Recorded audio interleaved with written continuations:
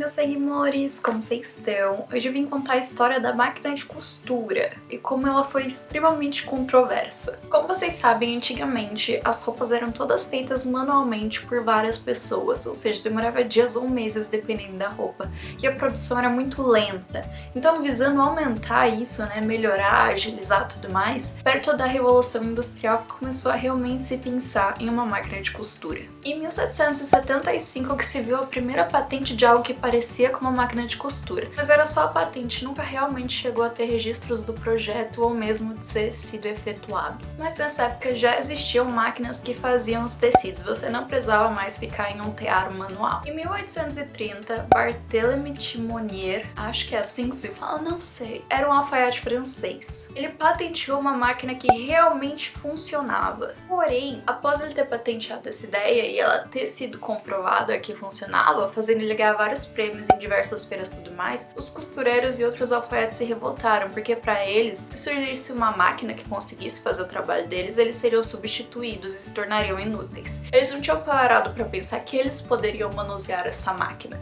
Eles só acharam que eles seriam descartados, e com isso eles quebravam todas as máquinas produzidas e boicotavam. Com isso, esse alfaiate morreu na pobreza. 4 anos depois, em 1834, Walter Hunt, um americano, fez uma máquina também que funcionava, mas ele ficou com medo de patentear por conta de toda essa revolta da população contra a Revolução Industrial. E essa máquina que ele inventou, criou tudo mais, ela costurava apenas em linha reta. Depois disso, Elias Howe criou uma máquina de pesponto duplo, ou seja, era uma máquina que você conseguia costurar tanto em cima quanto embaixo, que é a máquina que atualmente é o modelo mais simples que nós usamos. Ele também patenteou essa ideia para evitar roubos, como Singer. Ele também estava no ramo das máquinas de costura e para evitar que o concorrente dele roubasse essa ideia, ele patenteou. E até 1867, essa patente continuou firme, porém com a sua morte, ela já era. Com isso, com o fim dessa patente, Isaac Singer volta a produzir as máquinas de costura, agora sim copiando o modelo mais avançado que tinha. E ele também conseguiu evoluir muito mais nesse ramo porque ele tinha uma propaganda muito boa e uma excelente assistência técnica. Ou seja, as máquinas dele eram mais baratas e eficientes do que as dos concorrentes. E ele também revolucionou porque ele mudou a ideia de máquinas de costura apenas em fábricas para sim um uso doméstico, domiciliar,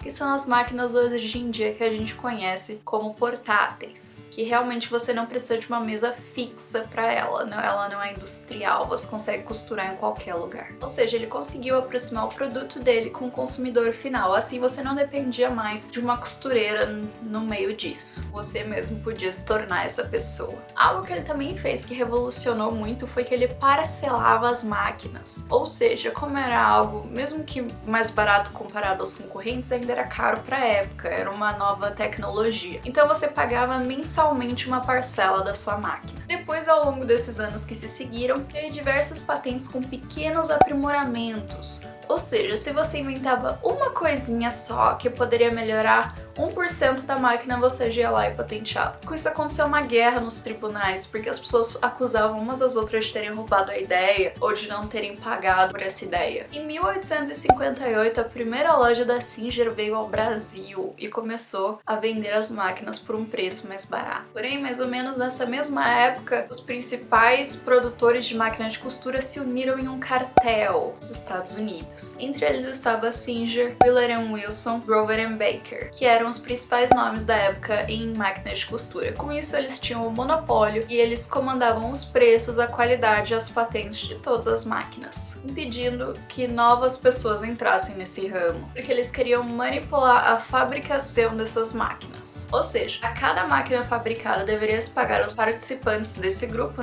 desse cartel, 2 semanas de um trabalhador de fábrica. Ou seja, se eu produzo uma máquina, eu tenho que pagar a esse cartel, a cada participante, como eu citei, falei, por exemplo, 3 deles, vamos supor que eram 3. Cada um desses eu tenho que pagar 2 semanas de salário de um trabalhador de fábrica, que era aproximadamente 15 dólares. Ou seja, nessa brincadeira aqui, eu já gastei 45 dólares só para produzir uma máquina de costura. Esse cartel durou de 1856 a 1877, que foi quando os Estados Unidos, em 1877, declarou a lei de fins aos monopólios, que era, até onde eu me lembre bem, o antitrust. E com o fim desse monopólio, logicamente, o valor de comercialização das máquinas barateou, já que você não tinha que pagar mais 15 dólares para cada um dos moços que controlavam o cartel. E Singer conseguiu crescer muito nessa época, já que as máquinas dele já eram consideradas mais baratas.